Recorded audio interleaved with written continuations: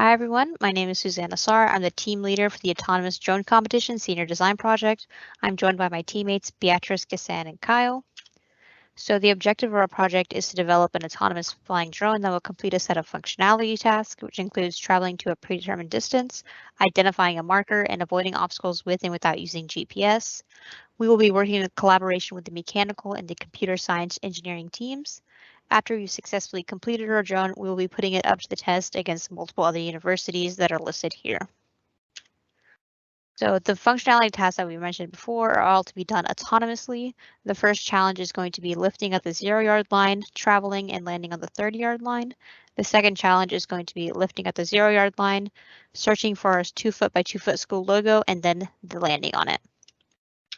The next two challenges is going to be obstacle avoidance. The fourth challenge is different because it is in a GPS denied environment.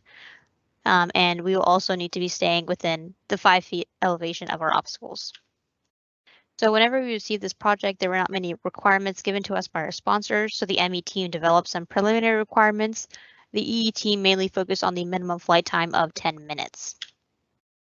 So some background, UTA's team had a similar project last year, and they did win first place, but there were some improvements that we saw to be made, mainly focusing on the GPS denied environment and the decreased size and weight of the drone. So here's our block diagram, which includes all the components both on and off the drone. All of these will combine together to complete our showcases. This also shows the connections of data and power of each component. So this is a list of the main components on the drone. Now this looks very similar to a typical drone, but our drone has some specific sensors, including the camera, which recognizes our school logo, the 360 and 1D LiDAR, which is for obstacle avoidance and altitude accuracy, and the Raspberry Pi 4 to run the various algorithms developed by CSE. Now I'll pass it on to my teammate. Thank you. My name is Beatriz, and one of the main tasks for the electrical engineering department was to make sure that the drone has an appropriate power source to complete all tasks. To accomplish this, we look at the power used by all the components that will be on the drone. Some of these values were found through the components datasheet, and later they were all verified through experimentation. The average current shown here is based on a drone of approximately 5 pounds. Based on these calculations, we can power the drone for about 19 minutes using an 8,000 milliamp hour LiPo battery. On the next slide, we can see that originally the team chose a smaller LiPo battery, but after testing at the Pulse Power Lab, we discovered that the flight time will not meet our requirements. Therefore, we decided to go with the 8,000 milliamp hour battery because it will increase the flight time without compromising on size too much. Now I will pass it over to my teammate. So this year, the team decided to assemble 3 different drones. 2 of them are going to be our test drones, shown below. The test drones have the same components as the actual drone, which include the Cube Orange and the Raspberry Pi. Now, next slide. So the camera and the logo are going to be the focus of Challenge 2. The team originally was going with the QR codes. However, after doing some testing, the team decided to go with a Roku marker, here shown on the right. Now I'll pass it to my teammate.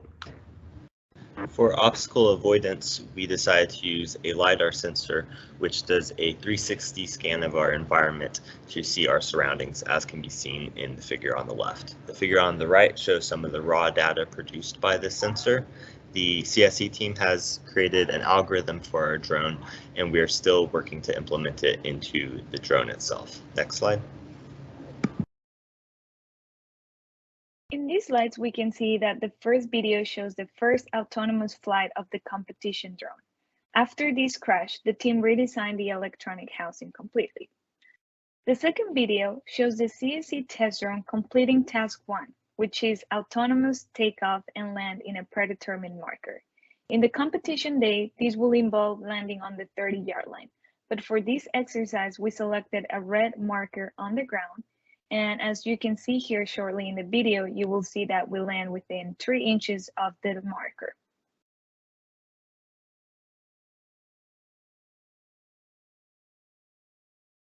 On the final video, we can show the most updated competition drone on a manual flight. It is seen that the drone is stable and is able to land smoothly even during windy conditions.